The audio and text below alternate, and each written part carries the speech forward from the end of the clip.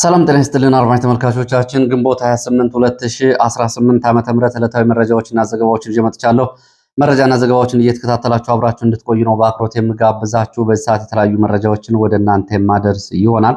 በጉና ቀጠናና በአምባሰል ተራሮች ቀጠና ውጊያዎች እየተደረጉ ነው የሚገኙት። በምዕራብ ወሎ ደግሞ የሚሊሻ አባላትና የምርጫ አስፈጻሚዎች በፋኖ ተይዘው ተወስደዋል። ይህንን ጨምሮ በአማራ ክልል ባሉት አካባቢዎች ያለውን አሁን ሁኔታ እንዲሁም ደግሞ ተዛማጅ መረጃዎችን በዚህ ሰዓት በቅደም ተከተል ወደ እናንተ አደርሳለሁ። ከዚህ ጋር በተያያዘ ምርጫውን በተመለከተም እንደዚሁ የአማራ ፋኖ ብሔራዊ ንቅናቄና ኢዜማ የኢትዮጵያ ዜጎች ለማህበራዊ ፍትህ የተለያዩ መግለጫዎችን አውጥተዋል። በተለይ ፋኖ ለዓለም አቀፍ ተቋማት፣ ለተባበሩት መንግስታት ድርጅት፣ ለአፍሪካ ህብረትና ለኢጋድ በጻፈው ደብዳቤ ላይ ያሉ ዋና ዋና ነጥቦችን ጨምሮ ኢዜማም ስለምርጫው ያለውን አጠቃላይ ሁኔታ በተመለከተ ያወጣው ረጅም መግለጫ ላይ ዋና ዋና ነጥቦችን በዚህ ሰዓት ወደ እናንተ አደርሳለሁ። በኢትዮጵያ ኦርቶዶክስ ተዋሕዶ ቤተክርስቲያን ጋር በተያያዘ እንደዚሁ በአርሲ ቀጠናና ተያያዥ ጉዳዮችን በተመለከተ መረጃዎችን ወደ እናንተ አደርሳለሁ። እስከ መጨረሻው አብራችሁ እንድትቆዩ ነው በአክብሮት የምጋብዛችሁ። በቀጥታ ወደ መረጃዎቹ ነው የሚሄደው። በተለያዩ አካባቢዎች የሚገኙ መንግስት ሰራተኞች ከደሞዛቸው ለሚሊሻና ለጸጥታ በሚል የሚቆረጥባቸው ደሞዝ እንዳስመራቸው ለኢትዮ ፎከስ ገልጸዋል። በምስራቅ ጎጃም ዞን ሸበል በረንታ አካባቢ የሚገኙ የመንግስት ሰራተኞች በተደጋጋሚ ለጸጥታ እና ለጥበቃ በሚል ደሞዛቸው ለሚሊሻ እንዳዋጡ ግዳጅ እየተጣለባቸው በመሆኑ በዚህ ምክንያት በእያንዳንዱ መንግስት ሰራተኛ የሚጣለውና ከደሞዙ ላይ የሚቆረጠው ገንዘብ ያለውን የኑሮ ውድነት የባሰ አስከፊ አድርጎብናል ብለዋል። አሁን በዚህ ዓመት ደግሞ በያዝነው ወር ከግንቦት ወር ደሞዝ ደግሞ እስከ 2000 ብር እንዲከፍሉ ተጠይቀዋል። ይህንን የተቃወሙ የመንግስት ሰራተኞች በሚሊሻ በሌሎች የጸጥታ አካላት ወከባና ድብደባ እንደሚፈጸምባቸው እንዲሁም ደግሞ ከፍተኛ ጫና እየተደረገባቸው ስለሆነ መፍትሄ እንዲሰጠን እንጠይቃለን። እኛ ለሚሊሻ ወይም ደግሞ ለሌላ ጸጥታ ስራ የምናዋጣው ገንዘብ የለንም፣ ኑሮ አስቸጋሪ ሆኗል፣ ራሳችንን ቤተሰባችንን ማስተዳደር አልቻልንም የሚል ቅሬታ አቅርበዋል። በተደጋጋሚ ይሄ ጉዳይ እንግዲህ በኦሮሚያ ክልልም በአማራ ክልልም ከ16 አይነት በላይ መዋጮዎች ህዝቡ ይጠየቃል። እነዚህ ምሬት ፈጥረዋል። ከዛ ባሻገር ደግሞ በተለይ በኦሮሚያ ክልል እና በአዲስ አበባ ዙሪያ ደረሰኝ የማይሰጥባቸው ከህዝብ የሚሰበሰቡ ገንዘቦችም አድራሻቸው አይታወቅም። አዲስ አበባ ከተማ ትላንትናው ዕለት እንደዚሁ የእሳት ቃጠሎ አደጋ ደርሶ ነበረ። ይሄ የእሳት ቃጠሎ አደጋ የደረሰው የካባዶ ኮንዶሚኒየም በስተጀርባ ለሚኩራ ክፍለ ከተማ ተብሎ አሁን ከሚጠራው አካባቢ ነው። በቀድሞ የካ ክፍለ ከተማ ማለት ነው። የኮንዶሚኒየም ጀርባ ቃጠሎ የደረሰባቸው ቤቶች ደግሞ አሁን አዲስ አበባ ብዙ ከሚነገርላት ከሚወራላት የኮሪደር ልማት ጀርባ ከተደበቁ ሚስጥሮች መካከል አንዱ ነው። በኮሪደር ልማት በሚል ከተለያዩ የአዲስ አበባ መሀል ከተሞች ከፒያሳ፣ ከካሳንቺስ፣ ከመገናኛ እና ከሌሎቹ አካባቢዎች ተነስተው ቆርቆሮ በቆርቆሮ በሆኑ መጠለያ ቤቶች እንዲኖሩ የተደረጉ ወገኖች የእሳት ቃጠሎ ጉዳት ደርሶባቸዋል።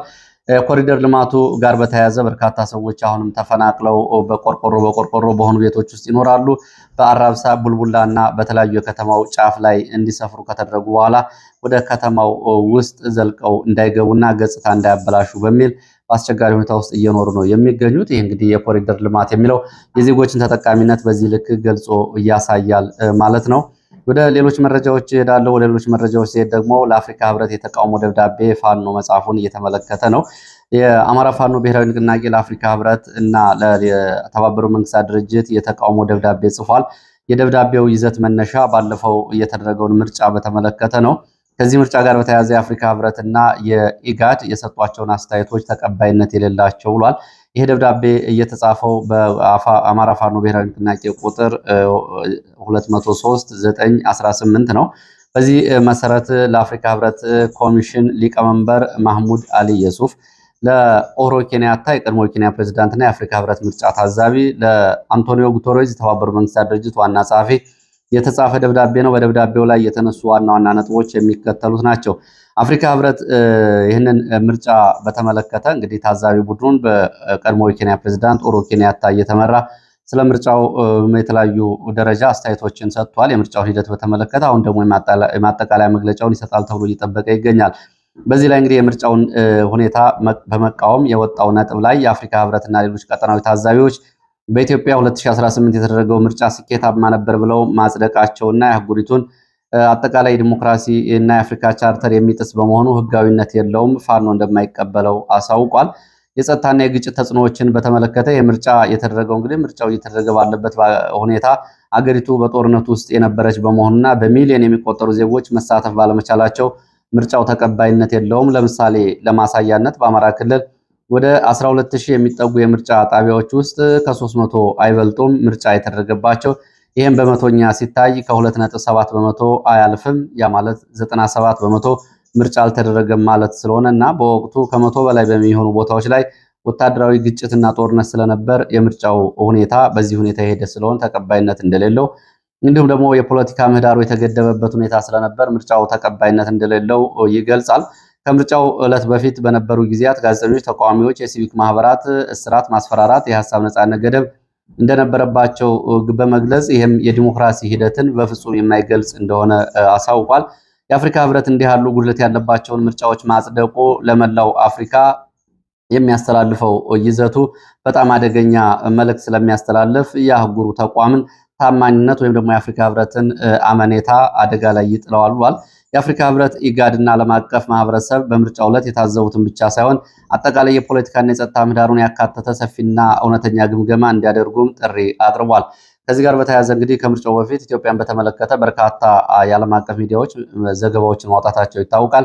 ከነዚህ መካከል ፍራንስ 24 ተብሎ የሚጠራው የፈረንሳይ ሚዲያ ላወጣው መግለጫ በፈረንሳይ የሚገኘው የኢትዮጵያ ኤምባሲ ምላሽ ሰጥቷል። እንግዲህ ለሁሉም ሰጥተው ይዘልቁታል የሚለውን አብረን የምናየው ይሆናል። የአማራ ፋኖ ብሔራዊ ንቅናቄ በመግለጫው ይህንን ባለበት ሁኔታ የኢትዮጵያ ዜጎች ለማህበራዊ ፍትህ ደግሞ ምርጫውን በተመለከተ በሰላም መጠናቀቁና የዲሞክራሲ ግንባታ ጅምር ነው በሚል አንደኛው ድጋፍ ሰጥቷል። ሌላው የታዩ ጥንካሬ ጎኖች በሚል ደግሞ በሂደቱ በርካታ ቁጥር ያለው መራጭ ለመጀመሪያ ጊዜ በኦንላይን ምዝገባና የኢንተርኔት ምዝገባ በአገልግሎት ላይ በመዋላቸው ይህም የፓርቲዎች እኩል ሚዲያ ድልድል እና ክርክር መደረጉን በአዎንታዊነት በመቀበል የነበረውን ጫና ደግሞ በመመልከት ባሉታዊነት እንደ ብልጽግና መዋቅራዊ ጫናዎችን እንደዚሁ አቅርቧል። ለምሳሌ እንደ ትምህርት ቤት ምገባና ማህበራዊ ጥበቃ ያሉ የመንግስት ፕሮግራሞች የብልጽግና ቤተሰብ በሚል ጥርነፋ ለምርጫ ቅስቀሳና ድምፅ መግዣነት መዋሉን ተገንዝቤያለሁ ብሏል። ካድሬዎች በምርጫ ጣቢያዎች ውስጥ በመገኘት መረጃን ቤት ለቤት በመሰብሰብ በመራጮች ላይ የስነልቦና ጫና ማሳደራቸው እንዲሁም ደግሞ የመንግስት ሀብት ለፓርቲ ጥቅምና ለይፋዊ ቅስቀሳ መዋላቸውን ተመልክቻለሁ ብሏል ኢዜማ።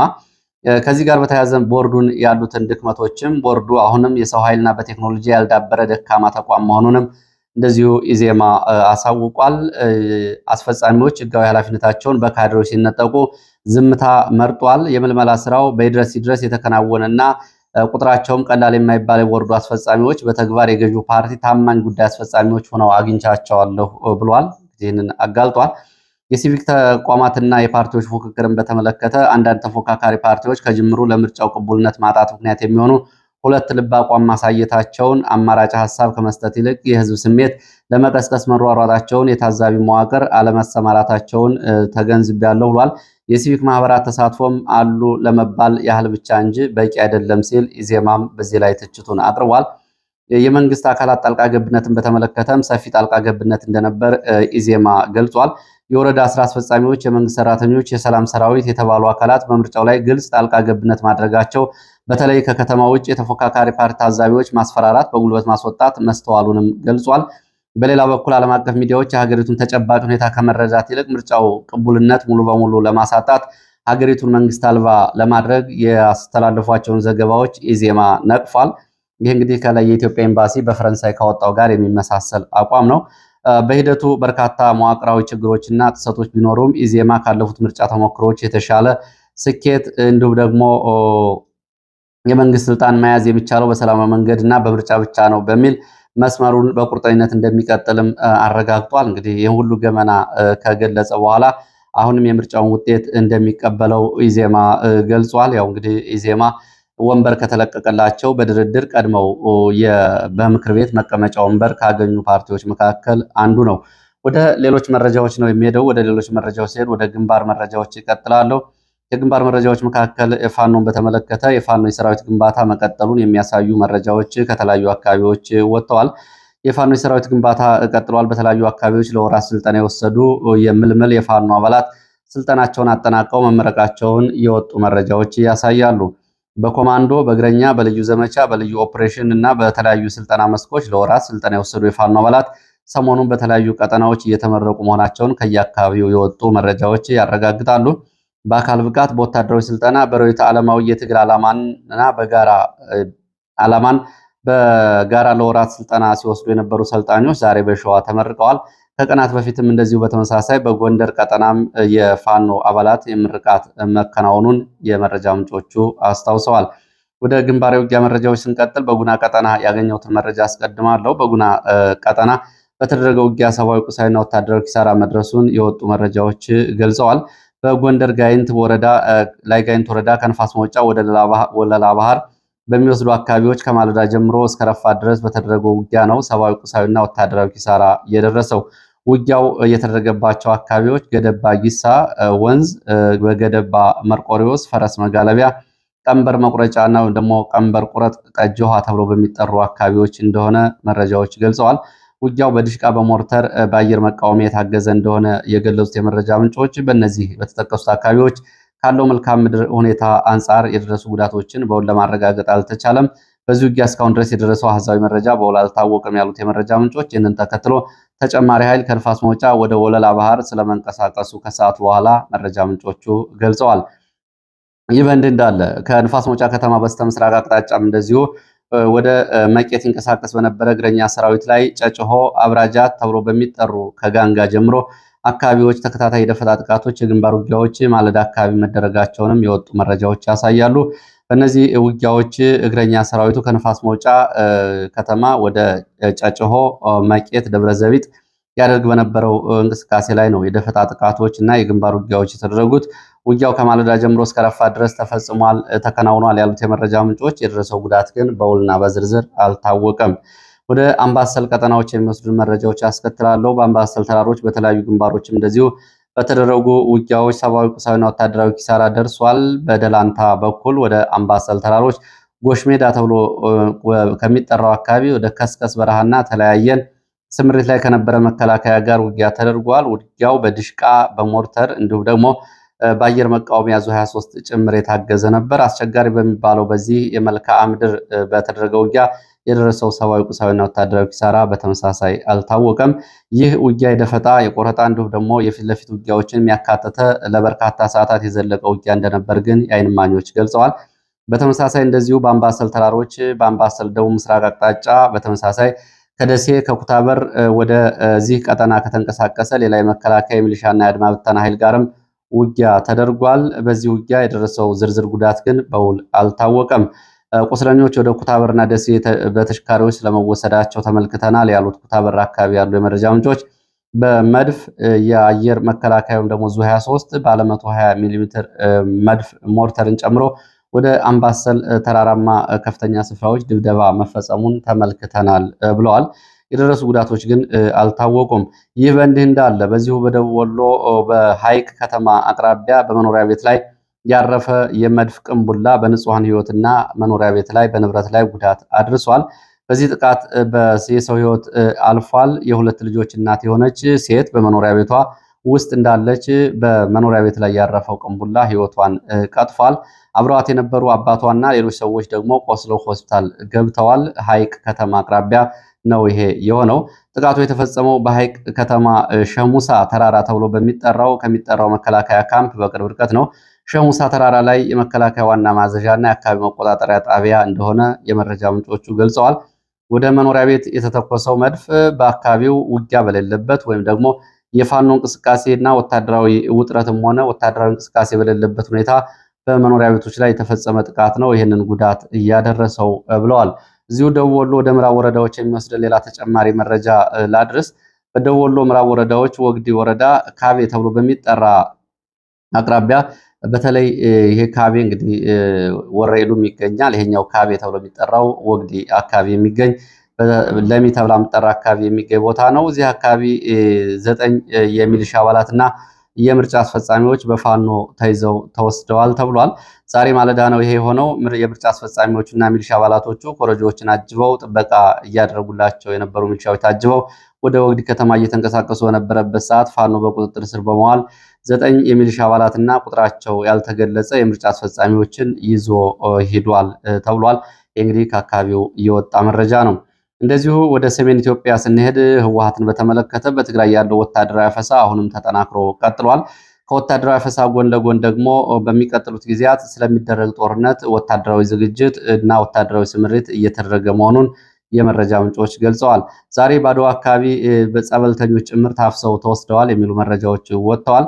በርካታ ሰዎች አፈሳን በመሸሽ ወደ ጸበል ቦታዎች የገቡ ቢሆንም አልታመማችሁም በሚል በጸበል ቦታዎች በሌሊትና በቀን ወታደራዊ አፈሳ ተደርጎ ከጸበል ቦታ በርካታ ሰዎች ወደ ወታደራዊ ማሰልጠኛ ማዕከላት ተወስደዋል። ከዚህ ባሻገር ደግሞ በሚቀጥሉት 10 ቀናት ዘመቻ እናደርጋለን በሚል በተለያዩ ግንባሮች ላሉ የህወሓት የታጣቂ አዛዦች የስምሪት ግዳጅ ተሰጥቷል። በተደጋጋሚ ይደረግ ከነበረው ዝግጅት ለየት ባለ ሁኔታ ወደ ግንባር ሎጂስቲክ እንዲሁም ደግሞ ሌሎች የጦር መሳሪያ አቅርቦቶች ተሟልተው እንዲቀርቡ ትዕዛዝ ተሰጥቷል። ይህ እንግዲህ ከግንቦት መጨረሻ ጀምሮ ጦርነት ይደረጋል ከሚለው ጋር የተያያዘ መረጃ ነው። ወደ አርሲ ሰሞነኛ መነጋገሪያ ከሆነው ጉዳይ ጋር በተያያዘ መረጃዎችን ላድርስ። የአርሲን ጉዳይ በተመለከተ ያው እንግዲህ በርካታ የዓለም አቀፍ ተቋማት፣ ሚዲያዎች፣ ኤምባሲዎች እንዲሁም ደግሞ በሀገር ውስጥ የሚገኙ ግለሰቦችም እንዲሁም ደግሞ ተቋማት መግለጫዎችን፣ አስተያየቶችን እየሰጡ ነው የሚገኙት። ከነዚህ መካከል ጠንከር ያለ በተለይ በሲኖዶሱ ላይ ጠንከር ያለ መግለጫ ካወጡት መካከል በጀርመንና አካባቢው የኢትዮጵያ ኦርቶዶክስ ተዋሕዶ ቤተክርስቲያን ሀገረ ስብከት መግለጫ ይገኝበታል። በኦሮሚያ ክልል በተለይም በአርሲ ሀገረ ስብከት ስር ባሉ 5 ወረዳዎች በሚኖሩ ኦርቶዶክሳውያንና በቅድስት ቤተክርስቲያን ላይ የደረሰውን አሰቃቂ ግድያና የቤተክርስቲያን መውደም ለማውገዝ የተሰጠ የሀዘን መግለጫ ይላል መግለጫው። በዚህ መግለጫ ላይ የተነሱ ዋና ዋና ነጥቦች የመንግስት ምላሽ እንዳሳዘነው መግለጫው ይገልጻል። መንግስት ለሚፈጸሙ ጥቃቶች በሚሰጠው ተደጋጋሚ ኃላፊነት የጎደለው ምላሽ አላየሁም፣ አልሰማሁም የሚል በመሆኑ በህዝብ ዘንድ ተስፋ መቁረጥና መንግስት ጥቃቱ ላይ እጁ እንዳለበት የሚያረጋግጥ ጥርጣሬን ከፍ የሚያደርግ ነው ሲል ገልጿል። ሌላው የቅዱስ ሲኖዶስና ጠቅላይ ቤተ ክህነቱ ምላሽ እጅግ አሳዛኝ እንደሆነበት ሀገረ ስብከቱ ገልጿል። ከወረቀት የዘለለና በደሉን በጽናት መቃወም ያልቻለ ይልቁንም ለሚጨፈጨፈው ህዝብ አልሰማሁም ብሎ ለተቀመጠ መንግስት ልመና የሚያቀርብ ደካማ ምላሽ ነው ሲል ሲኖዶሱን ተችቷል። እንግዲህ ሲኖዶሱ ከዚህ በላይ አቅሙን ማሳየት አለበት በሚል ነው የገለጸው። ገዳዩን መለመን ይበቃል የሚል ይዘት ያለው ነው። ሌላው የቀረበው የምላሾችና የትግል አቅጣጫዎች ህዝቡ ራሱ እንዴት ማዳን እንዳለበትም ይህንንም ገልጿል። ቅዱስ ሲኖዶስና ጠቅላይ ቤተ ክህነት ምዕመናንን በማንቀሳቀስ በደሉን በአደባባይ ለዓለም እንዲያሳውቁ እንዲሁም ደግሞ ክርስቲያኖች በየአካባቢው ራሳቸውን የሚከላከሉበት መንገድ መንግስት እንዲያመቻች ግፊት እንዲያደርግ ሲኖዶሱ ጠይቋል። ክርስቲያን በቤተ ክርስቲያን ደረጃ ከቅዱስ ፓትርያርኩ ጀምሮ እስከ ምዕመናን ድረስ የአደባባይ ምህላና ጸሎት እንዲደረግም ጥሪ አቅርቧል። በውጭ ሀገር የሚገኙ አህጉረ ስብከትና አብያተ ክርስቲያናት በተቀናጀ መልኩ ይህንን የኦርቶዶክሳውያን እልቂት ለዓለም ለማሳየት ሰልፍ እንዲያደርጉ የጽሁፍና የሚዲያ ተጋድሎ እንዲያደርጉ ጥሪ አስተላልፏል። የኢትዮጵያ ኦርቶዶክስ ተዋሕዶ ቤተክርስቲያን ቋሚ ሲኖዶስ በምስራቅ አርሲ ሀገረ ስብከት እንደዚሁ ተገኝተው ጉዳቱ የደረሰባቸውን ኦርቶዶክሳውያን የሚያጽናና ብፁዕ አባቶች መመደቡን ዛሬ አስታውቋል። ይህ እንግዲህ አዲስ አበባ የሚገኘው ቅዱስ ሲኖዶስ ይህንን ብሏል። ቋሚ ሲኖዶሱ በምስራቅ አርሲ ሀገረ ስብከት በአሰኮ፣ በሽርካ፣ በሆንቆሎ ዋቢ ወረዳዎች በኦርቶዶክሳውያን ወገኖቻችን ላይ የደረሰውን ጥቃት ተከትሎ በዛሬው ዕለት ባካሄደው መደበኛ ስብሰባ በችግሩ ምክንያት ለተፈናቀሉ ወገኖች ድጋፍ እንዲደረግ ብፁዕ አባቶች የሚመራ የቤተክርስቲያን የልዑካን ቡድን ችግሩ ወደ ተፈጠረበት ቦታ በመሄድ ተጎጂዎችን እንዲጎበኝ፣ እንዲያጽናና አስፈላጊውን ጊዜያዊ ድጋፍ እንዲያደርጉ ወስነዋል። ቅዱስ ሲኖዶስ ጠቅላይ ቤተ ክህነት በበኩሉ በሚቋቋም ኮሚቴ አስተባባሪ በተፈጠረው ችግር ምክንያት የመቃጠል አደጋ የደረሰበትን ጥንታዊ የጠላታ ቅዱስ ገብርኤል ቤተክርስቲያን እንዲያሰራ፣ ከቀያቸው የተፈናቀሉ ወገኖች በቋሚነት ወደ መኖሪያቸው እንዲመለሱ፣ በሀገረ ስብከቱ ዳግመኛ መሰል ችግሮች እንዳይፈጠሩ ጥናት አካሂዶ ከመፍትሄ ሀሳብ ጭምር የሚያቀርብ አብይ ኮሚቴ ሰይሞ ወደ ቦታው ለስራ እንዲንቀሳቀስ መመደቡን ሲኖዶሱ አስታውቋል። እንግዲህ እዚህ ላይ የተነሱት ጉዳዮች በሙሉ ውሃ የሚቋጥሩ አይደሉም፣ ተደጋጋሚ ናቸው። አሁን ቤተክርስቲያኑን መገንባት በዚህ ላይ ተነስቷል። ቤተክርስቲያኑ ቢገነባ በአንድ ቀን የሚቃጠል ነው የሚሆነው። ምክንያቱም ምዕመናኑ ዋስትና እስከሌላቸው ድረስ፣ እነሱ እስከተሰደዱ፣ እነሱ እስከተገደሉ ድረስ ቤተክርስቲያን መገንባት ብቻውን ወይም ደግሞ የተለየ መፍትሄ ከላይ በጀርመን በሚገኘው ሀገረ ስብከት በቀረበው አማራጭ ልክ የተለየ እንቅስቃሴ ካልተደረገ ይሄ የተለመደ አካሄድ እንጂ ለውጥ የሚያመጣ አለመሆኑን መገንዘብ ያስፈልጋል። ወደ ሌሎች መረጃዎች እሄዳለሁ። በአዲስ አበባ በተካሄደው ውይይት ላይ የተደረሰው ስምምነት በተመለከተ የወጡ መረጃዎች ናቸው። ይህ መረጃ ሱዳንን የተመለከተ ነው። በሱዳን ለአራተኛ ዓመቱን በያዘው በዚህ ከባድ ጦርነት ምክንያት እንግዲህ የሱዳን ያለችበት አጠቃላይ ሁኔታ ወደ ሁለት ሀገር እየተከፈለች ነው። ከጎረቤት ሀገራት ጋር ያለው ጣልቃ ገብነትም በዚሁ ልክ አድጓል። የሱዳን ቀውስ እንግዲህ በዓለም ላይ አሁን ካሉ ትኩስ ቀውሶች ቀዳሚውና ያልተነገረለት እንደሆነ ነው የሚነገረው። ይህንን በተመለከተ በርካታ የሱዳን የፖለቲካና የሲቪክ ኃይሎች በሀገሪቱ ያለውን ጦርነት ለማስቆም የሚያስችል የጋራ የሰላም ፍኖተ ካርታ ላይ መስማማታቸውን መረጃዎች ጠቁመዋል። ከ2021 የፖለቲካ ቀውስ ወዲህ የተደረሰ ትልቅ ስምምነት ሲባልም ተወድሷል። ይሄ እንግዲህ የሚፈጸም ከሆነ በዚህ የጥምረት በዚህ ላይ የተባበሩት መንግስታት ድርጅት፣ የአፍሪካ ህብረት፣ የአውሮፓ ህብረት፣ የአረብ ሊግ እና ኢጋድ በጋራ ባስተባበሩት ስብሰባ ላይ በአዲስ አበባ የተለያዩ የሱዳን ተወካዮች ተገኝተዋል። ፈራሚዎቹ ወገኖች በሱዳን በሰላም የሚመራ የሰላም መስመር ለመጀመርና አጠቃላይ መፍትሄ ለማምጣት የሚያስችል አዘጋጅ ኮሚቴ ለማቋቋም ስለመስማማታቸው ከአዲስ አበባ የወጡ መረጃዎች ያሳያሉ። በሱዳን ያለውን ቀውስና ውድመት፣ የጥላቻ ንግግር፣ ዘረኝነትን በመዋጋት በጦርነቱ የከረረ ማህበራዊ ክፍፍሎችን መጠገንና በመጨረሻም ማህበራዊ ፍትህና እኩልነት እንዲሁም ደግሞ ዜግነት እንዲረጋገጥ አዲስ ማህበራዊ ውል እንዲመጣ የሚያደርግ እንደሆነ ነው የተገለጸው። ይህንን በተመለከተ የአብዱል ዋሂድ አልኑር የሚመራው የሱዳን ነጻነት ሰራዊት የቀድሞ ስልጣን ላይ የነበረው ብሔራዊ ኮንግረስ ፓርቲ የእስላማዊ ንቅናቄ ከሂደቱ መገለላቸው ደግሞ ጉዳዩን ያልተሟላ ያደርገዋል ወይም ደግሞ ወደፊት ይሄም የመፈጸም እድሉን ዝቅተኛ ያደርገዋል። ይህንን በተመለከተ ድጋፍ ካደረጉት መካከል የሱዳን ህዝብ ነጻነት ንቅናቄ ወይም ደግሞ የሱዳን ፒፕልስ ሊበሬሽን ሙቭመንት ኖርዝ ተብሎ የሚጠራው ማሊክ አጋር ተብሎ የሚጠራው የመሐመድ ደጋሎ ዋና አጋር የሚመሩት ማሊክ አጋር ቡድኑ በይህንን ብሔራዊ ቀጠናዊ ዓለም አቀፋዊ ጥረቶችን እንደሚደግፍና በአዲስ አበባ የተደረገውን ጉባኤ ድጋፍ እንደሚሰጥ ከዚሁ የሰላም ውጥኖችን እንደሚያበረታታና ድጋፍ እንደሚሰጣቸው ገልጿል። ይህ በእንዲህ እንዳለ በሱዳን በኢትዮጵያና ሱዳን ድንበር አካባቢ ያለው የሰብአዊ ቀውስ ሁኔታ ተባብሶ መቀጠሉን ዓለም አቀፍ መረጃዎች ያሳያሉ። በኢትዮጵያና ሱዳን ድንበር በብሉ ናይል ግዛትና በአሶሳ ቀጠና ትይዩ ባሉ አካባቢዎች ከ150 ሺህ በላይ ሰዎች መፈናቀላቸውን መረጃዎች ያሳያሉ። በሱዳን ጦር ኃይሎችና በህዝባዊ እምቢተኝነት ንቅናቄ አርኤስኤፍ እና ኤስፒኤልኤም በጋራ ጥምረት በደቡብ ብሉ ናይል ክልል ለወራት በቀጠለው ከባድ ውጊያ ምክንያት 150 ሺህ ሰዎች መፈናቀላቸውን የአካባቢው የሲቪክ ማህበራት ለዓለም አቀፍ ሚዲያዎች ያሳውቀዋል። ከተፈናቃዮቹ መካከል በሺዎች የሚቆጠሩት ቃይሳን ተብሎ በሚጠራ ወረዳና በዙሪያው ካሉ መንደሮች ተነስተው ወደ ኢትዮጵያ ድንበር የተጠጉ ቢሆንም በኢትዮጵያና ሱዳን ድንበር አካባቢ ባለው ውጥረት ምክንያት ምንም አይነት የሰብአዊ እርዳታ፣ ምግብ፣ መጠለያ፣ መድኃኒት፣ ውሃ እያገኙ አይደለም። በአስቸጋሪ ሁኔታ ውስጥ መሆናቸው ነው የታወቀው። ቀሪ ተፈናቃዮች ደግሞ ወደ ዲማዚ፣ ሮሲየርስ እንዲሁም ደግሞ ዋድ አልማሂ ተብሎ ወደሚጠሩ ከተሞች መሰደዳቸውን የወጡ መረጃዎች ያሳያሉ። እነዚህ በድንበር አካባቢ ለሚገኙ ተጎጂዎች ምንም አይነት ዓለም አቀፍ ድጋፍ አልተደረገላቸውም ሲሉ መረጃዎች ይገልጻሉ።